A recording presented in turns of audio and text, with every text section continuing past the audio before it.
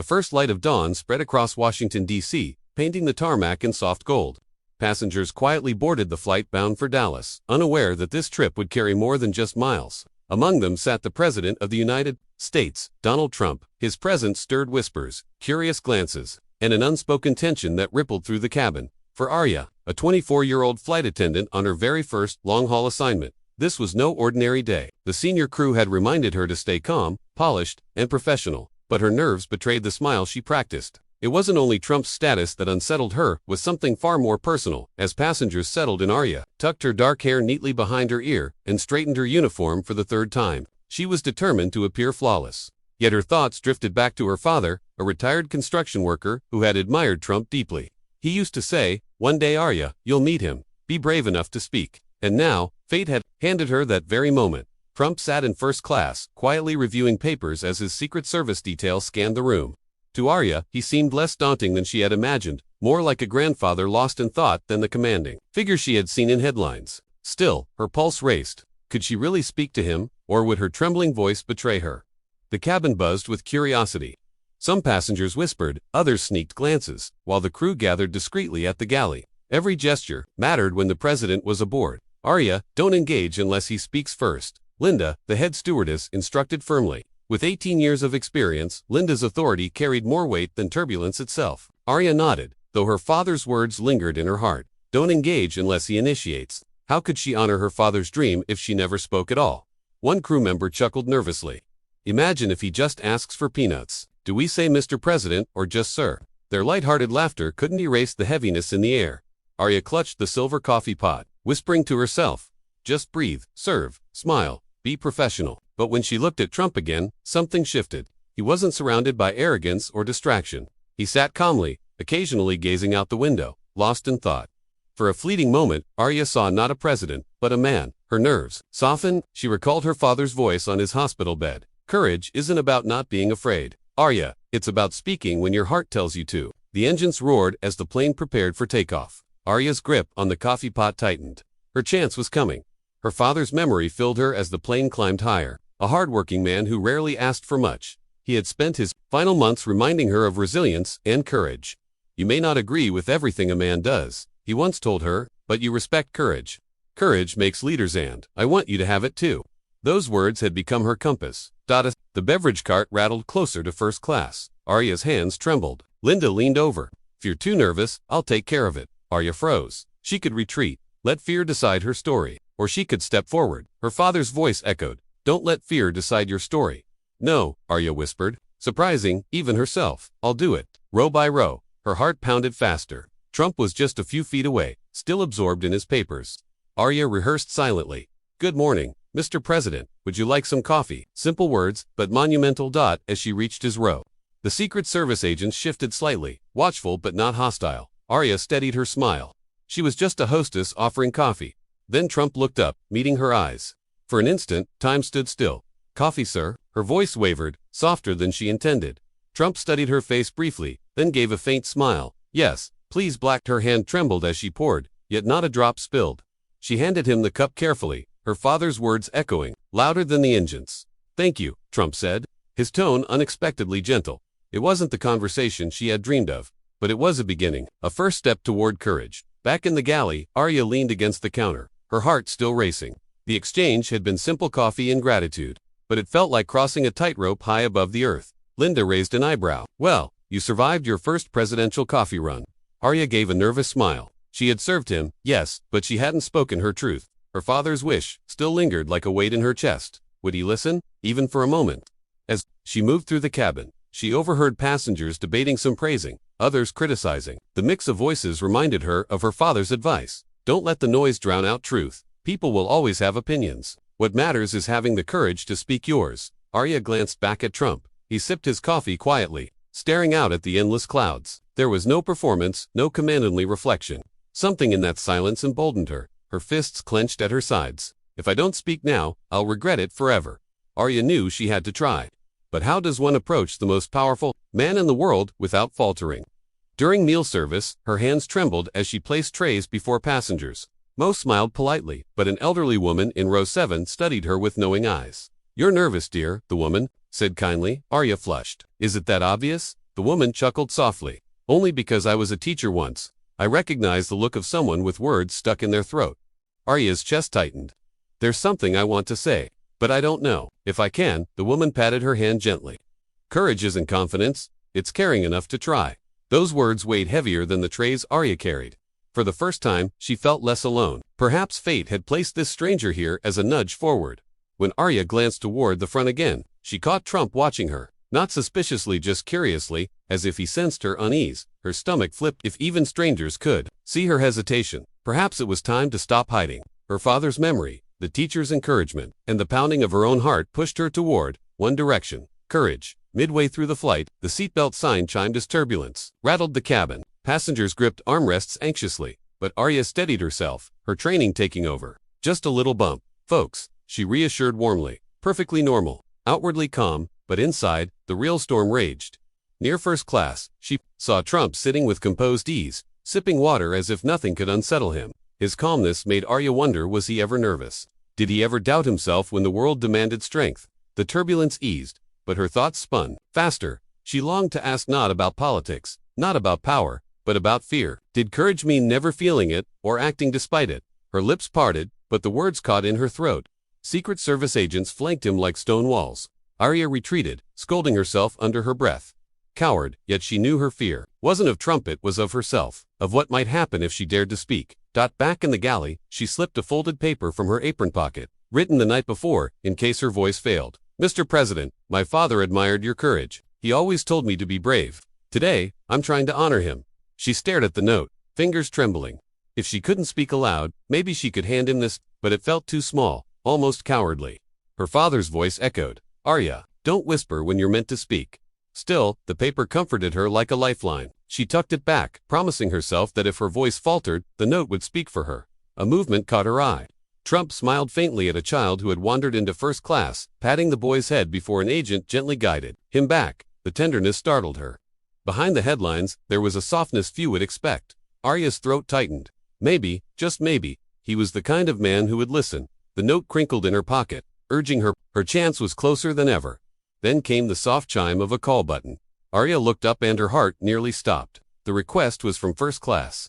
From his seat, she froze, coffee jug in hand. Me? She whispered. Linda gave her a steady nod. Go on, this one's yours. Her legs felt like lead as she walked down the aisle. Secret Service eyes tracked her every move. She drew in a breath, forcing calm. Trump looked up, gesturing lightly. Miss, could I trouble you for some tea?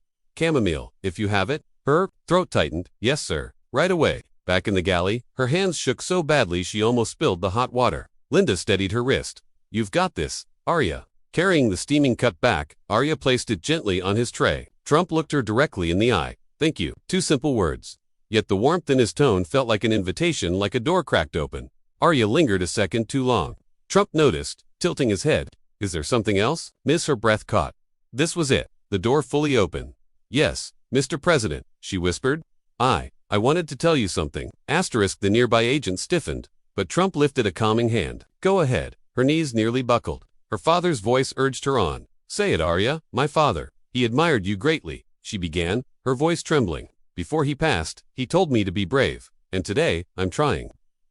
Trump set his cup down, giving her his full attention.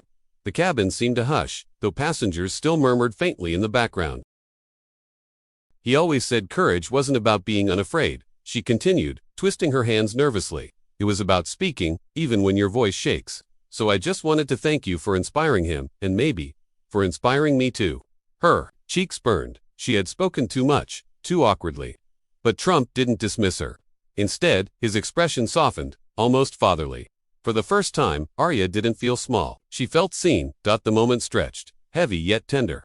Trump leaned back slightly, studying her. What was your father's name? He asked gently. Daniel, Aria whispered. Daniel Rivera. Trump nodded slowly, as if committing it to memory. He sounds like a good man. Aria blinked rapidly, holding back tears. She hadn't expected him to ask. She hadn't expected kindness.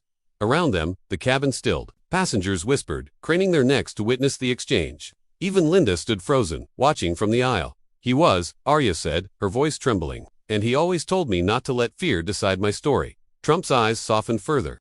Wise advice. More people should listen to that. For a fragile moment, the noise of the world, the debates, the division, the headlines faded away. All that remained was a grieving daughter and a leader showing unexpected compassion. Aria bowed slightly. "Thank you." Trump smiled gently. "No, thank you for reminding me what courage really looks like." The silence that followed wasn't empty. It was filled with respect. And then, from row 5, a man began to clap. Another joined, then another. Soon the sound spread like wildfire until nearly the entire cabin was applauding. Aria froze, stunned. She hadn't done anything extraordinary. She had simply spoken. Yet her trembling words had reached not only Trump but everyone aboard. Trump raised a hand modestly to quiet the passengers, though his smile lingered. Leaning closer, he murmured, "You've done more in a few words than many speeches I've heard." Aria's heart swelled, pride, relief, something beyond both. Passengers whispered, "She was so brave." What a moment. For them, it wasn't just an encounter with the president. It was proof that even ordinary voices could carry extraordinary power. As Aria stepped back, cheeks flushed, Linda whispered, "You just changed the entire atmosphere on this flight." And she had. The cabin felt lighter now, strangers bound together by shared emotion. Aria realized something profound. Courage doesn't just change you, it changes everyone watching. Later, as the plane settled, Aria replayed the moment in her mind, the applause, the smile, the kindness. When she passed Trump's row again, he motioned discreetly. "Miss Rivera," he said quietly, a word. Her heart skipped a beat as she stepped closer, careful under the agent's watchful eyes. Trump leaned in, his voice low, meant only for her. "Your father would be proud, and I'd like to honor him in a small way." Aria blinked, uncertain she'd heard him correctly. "Honor him." He nodded gently. "If you're comfortable, I'll mention him in my next address. Not for politics, for people, for courage." Her breath caught, words barely formed on her lips. That would mean the world. Trump placed a hand over his chest, then let it rest. Tears welled in Aria's eyes, but she managed a grateful smile. As she moved back down the aisle, her pocket crinkled. The note she had prepared, words written out of fear, suddenly felt unnecessary. Her trembling voice had carried farther than ink ever could. Whispers spread quickly through the cabin. Passengers leaned across aisles, murmuring about the brave hostess and the president's heartfelt reply. "Makes you think," one man said quietly. "Maybe courage is contagious." A young woman added, "If she could stand up and speak, maybe I can, too." Aria overheard fragments as she served meals, realizing the moment no longer belonged to her alone. It belonged to everyone who had witnessed it. Children laughed in their seats. Parents exchanged knowing smiles. Strangers nodded at one another. The atmosphere had shifted. Ordinary travel transformed into something unforgettable, something people would retell long after landing. Aria felt humbled. She hadn't tried to inspire a plane full of people. She had only wanted to honor her father, but sometimes sincerity reached farther than intention. Linda leaned close as they worked side by side. "You gave them more than service today, Aria. You gave them hope." Emotion tightened her chest. Maybe her father had been right all along. Courage wasn't about grandeur, it was about honesty. And honesty had power.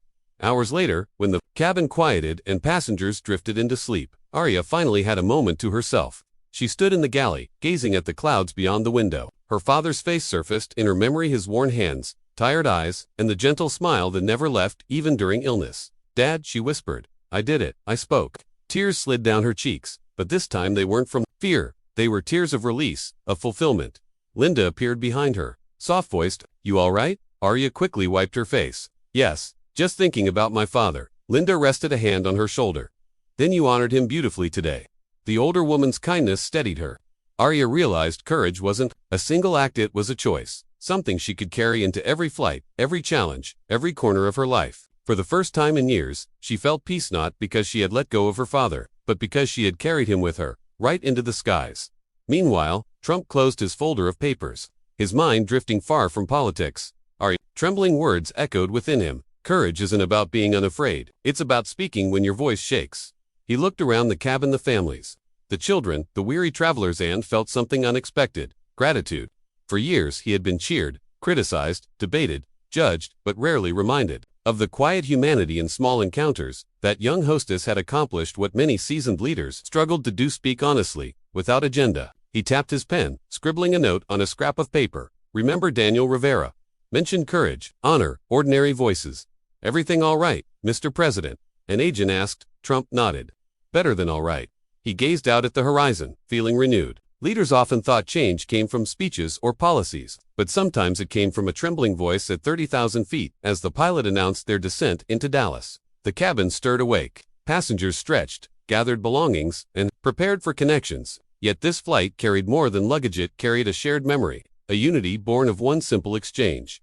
Aria made her final checks through the aisles. Passengers smiled warmly at her, some even whispering thanks. She didn't know their names, but she knew she had touched their journey. In first class. She paused. Trump caught her eye and gave a small nada gesture of respect. Not as a president, to a staff member, but as one human being to another. Her chest swelled. That nod was enough. The wheels touched down smoothly, and applause rippled through the cabin. Not for the landing, but for the flight, for what it had carried beyond passengers and cargo. It had carried courage. As passengers disembarked, many stopped to thank Aria. An elderly teacher clasped her hand. "You'll go far, dear. Your father would be proud." Tears stung her eyes again, but she smiled brightly. Finally, Trump stood to leave. The agents flanked him, but he paused before stepping off the plane. Extending his hand toward Aria, he said, "Thank you, Miss Rivera, for your service and your courage." Her voice quivered, but she met his gaze. "Thank you for listening, sir." With that, he departed, leaving her standing in awe. The cabin felt strangely empty without him, but her heart had never been fuller. She knew she had lived a moment she would someday tell her children, a story of a nervous hostess, a grieving daughter, and a response that touched not just a president, but an entire plane. Weeks later, the memory of that flight lingered. Passengers retold it to friends and family. "I was there. I saw the hostess speak, and the president listen." The story spread, not through headlines, but through hearts. Aria returned to her flights, confidence growing with every journey. Whenever nerves crept in, she remembered that moment, her trembling words that had carried farther than fear. One evening, she turned on the television and froze. Trump was giving a speech. Midway through, his voice softened. "I met a young air hostess named Aria Rivera. Her father taught her that courage isn't the absence of fear, it's speaking even when your voice shakes. That's wisdom worth remembering." Aria gasped, covering her mouth. He had kept his promise. Her father's name, lived on, not for politics, but for people, for courage. Months later, Aria greeted another plane full of passengers with her steady smile. Few knew her story, but inside her, a flame burned brighter. She had spoken, she had honored her father, and she had seen how a single act of courage could ripple outward, touching strangers, uniting a cabin, inspiring a leader.